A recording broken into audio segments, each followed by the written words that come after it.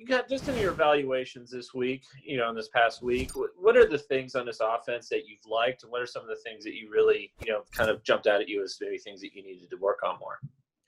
The things that I think we've talked about it, in our sessions here over the course of the year.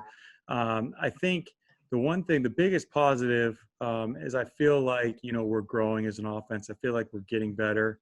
I feel like both collectively and also individually, some of the younger guys are developing and getting better. We've talked about a number of them over the course of, this season. And then the things that we got to do better, we got to consistently, we got to run the ball. We got to keep doing a better job of creating some explosive plays, whether it's run and pass. And then we got to limit turnovers. You look at, the times that we've done those three things, we've been successful offensively. And when we haven't, it hasn't gone as well. Protect the quarterback as well. Protect the ball, protect the quarterback. So, just overall, like I said, though, just to start, the thing that is the most important is, these guys are continuing to work and we're continuing to improve, as the season goes on. Thanks. JP?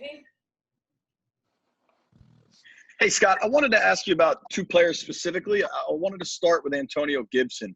Just how far along do you think he is in kind of the path to being an NFL running back and understanding the intricacies of that position? It's hard to say. He's a guy, I didn't mention my name. He's one of the main guys I'm talking about that has really shown improvement. I think he, his vision, the natural instincts of running in between the tackles. Physically, he's always been capable of doing that. It's just a matter of getting those reps. I think I said it last week that, he had 33 carries in his entire college career, and he had 20, against Dallas the last game. So just the continued exposure to those types of plays is going to get him better. It's hard for me to say exactly like how far along he is, but you can definitely see the week-to-week improvement. And then I want to go to a vet. How would you evaluate Morgan Moses' play so far this year? Morgan's been outstanding. He's been a leader for us as an offensive unit. He's been played every game there. Really does a nice job both in the run and pass block. Tough guy, and really, he can be vocal and guys resonate towards him. I mean, him and Brandon together is a really good combination. It's good to get Brandon obviously back from the few games that he missed. But Morgan's been a steady, solid presence for us on the offensive line. Thank you. Yep. Hey, Scott. I would imagine you'd like to see Kyle cut back a little bit on the turnovers, but that also comes with the risk of losing the things you like about him. How do you thread that line of cutting down on that, but also keeping, the chances he's taken that have paid off for you? Yeah, I mean, what we do is we evaluate every single play, and the turnovers fall into those. The turnovers at the quarterback position come down to decision making and then ball security, and if you look at the last time we played the Giants, for example, poor decision making where we threw the interception, and then ball security, where he's got to he's getting down, he's got to protect the ball, and we'll get sacked and we're on to the next play. And I understand what you're saying, like, yeah, he's going to try to make a play, but you got to, first things first, you got to make good decisions and you got to protect the ball and then try to make the play. Get yourself out of danger before you you do that. And I think that's just something that all quarterbacks have got to balance. I mean, I don't think there's ever been a guy go through a course of a season without turning the ball over, but you have to limit them, because they dramatically affect your ability to win or lose football games. Appreciate it. Hey, Scott, we just found out Terry McLaurin had been named captain. I'm wondering what kind of leadership qualities have you seen from him with that receiver group as it's been kind of young and ravaged by injuries, and then just overall on the offense? Yeah, so, and I've talked about this before with other positions. I think, before you can really grow and become a leader, I think you got to prove and show that you're good at what you do. And I think Terry's proven that, obviously last year. And then, as this year's gone on, he's been productive. He plays hard, he practices hard.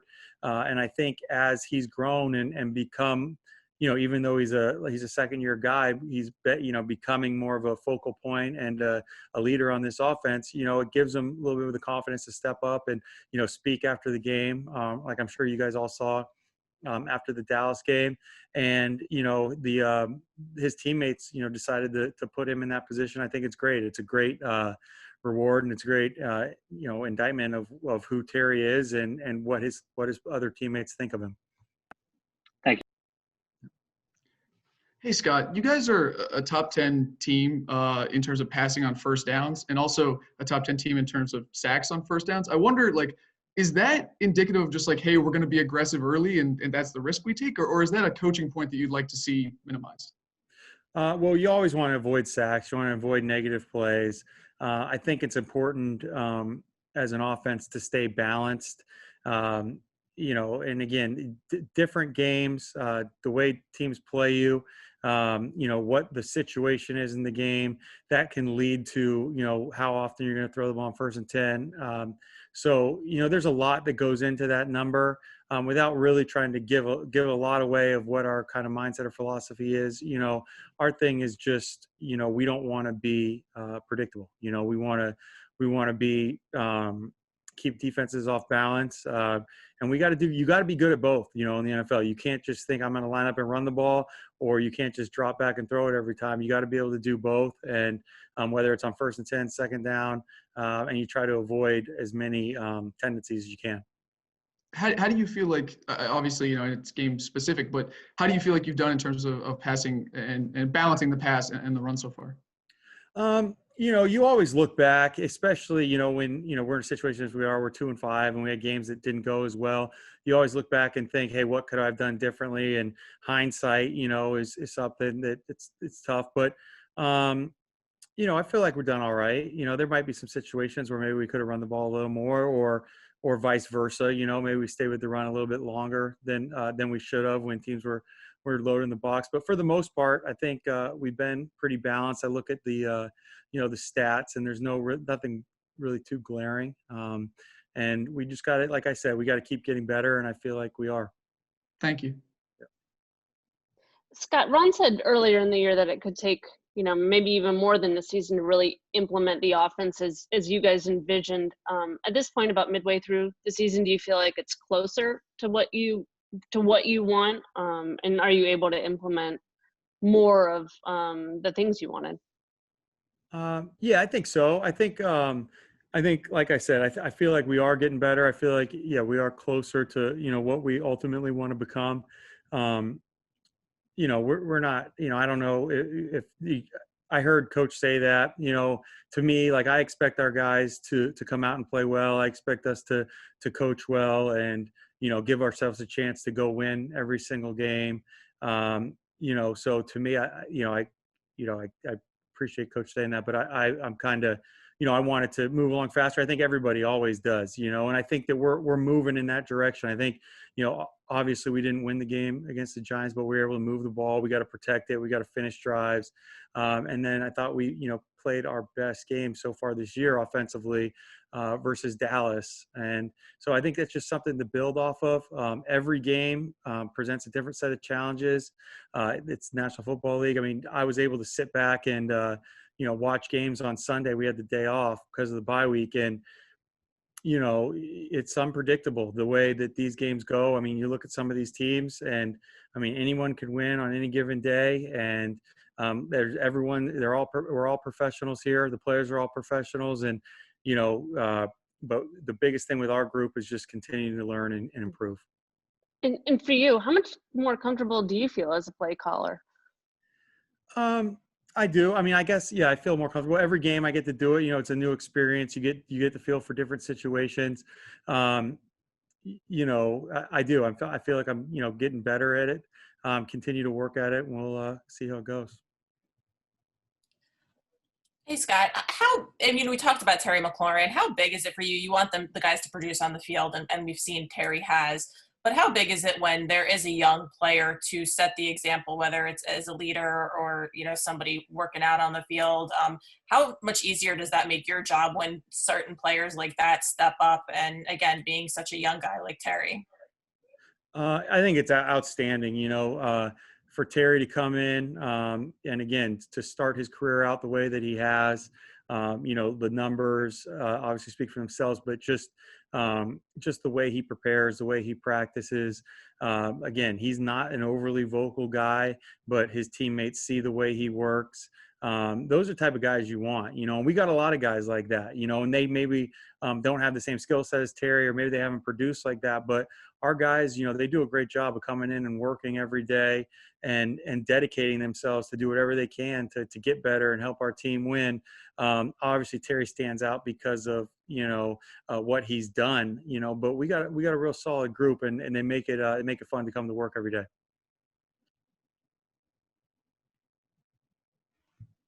John Kime? Hey, Scott, John Kime, ESPN. Before I get to a question, I just want to ask you how we saw Steven Sims running around out there today. How did he look to you?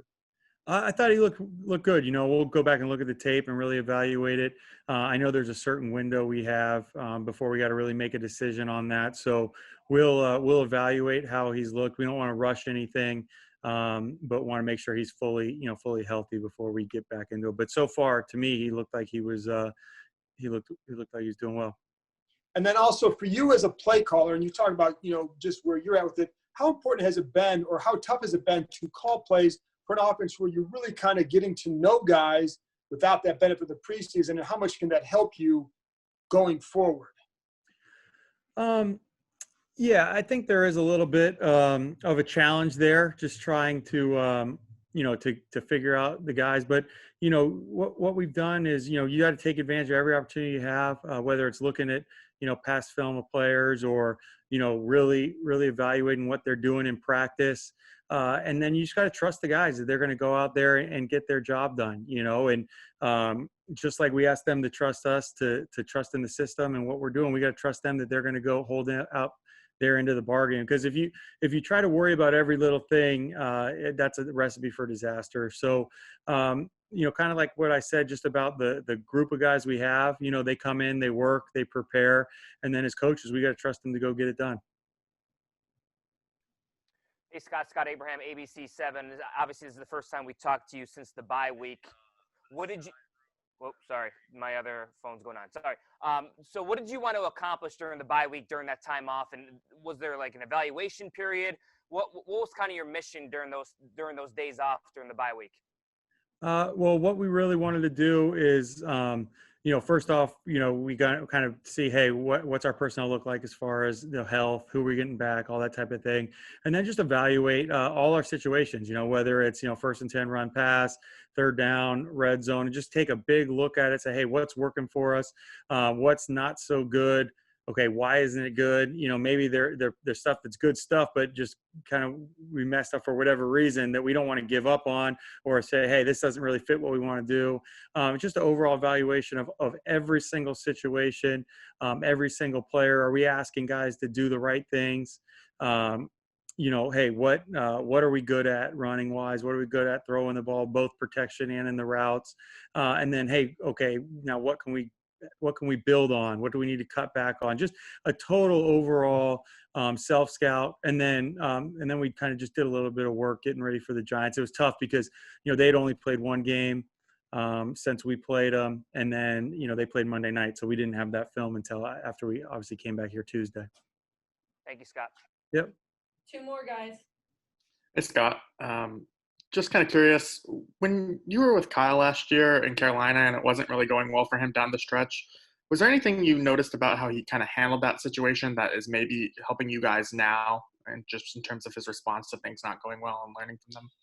Yeah. So, and I talked about this when Kyle first took over, but the biggest thing is like when Kyle started out, we were playing really well as a team, and Kyle did a nice job of working, playing within the offense, and we had some success. And even the games where maybe he didn't play quite as well, we were able to win. He made some plays late that helped us win in close games we stayed in. And then, as the season went on, we had some injuries, some stuff happened, and we didn't play quite as well as a team, and Kyle didn't play as well. And then when we fell behind in some games, he tried to do too much, to get us back and try to, hey, I got to make the perfect play, or I got to, we got to score on this one play. And what happened is it steamrolled on him at times. And he had a couple games where he had multiple interceptions, some turnovers, just things like that, made really a bad situation worse. And then as the season went on, I think he learned from that and understood that, hey, you got to play it one play at a time. There's no such thing as a 14 or 21 point play. Let's just work back, continue stack good decisions. And then that's how you pull yourself out of it. And we had some games where we weren't able to win them, but we were down against the Saints and we came back and tied the game, ended up losing by a field goal. We were down against Green Bay by multiple scores on the road and came back and had a chance to win that game at the end again. And then down against Seattle, cut that game to a 6-point game at the end. Weren't able to, but just, I think that understanding and then having that happen just gave him the understanding that, hey, I don't have to be perfect. I don't have to do everything. I don't have to put everything on my shoulder. Just run the offense, stack good decisions, and then good things have a way of working themselves out. Hey, Scott, Ben Standig with The Athletic. You mentioned earlier that you were able to watch some games this weekend. I imagine you're not watching it like the way most of us are from sort of that fan perspective. What do you kind of focus on when you're watching these other teams play? Honestly, when I'm watching at home and I'm watching on TV, I kind of try to watch it as a fan, because you don't have the all 22, you'll see concepts pop up or run schemes that I'm familiar with because, we do them or you see other teams do them. I got a lot of friends in the league that are coaching at other places. And so I got some rooting interest, there, obviously, want to root for whoever's going to help us in our situation.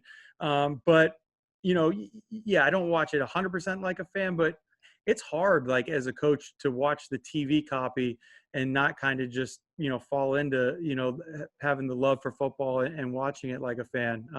But yeah, you'll see some stuff where, hey, we run that play, or hey, I've seen them do that before. Or you maybe see a motion and you think, oh, what's coming, because of offenses we've seen before when we're looking at someone else's defense. So it's a little bit of in between, but in those situations, when I'm not at my desk, like watching the coach's tape, I like to relax a little bit and just kind of enjoy the game. Cause I do, even though it can be frustrating at times, I do love football.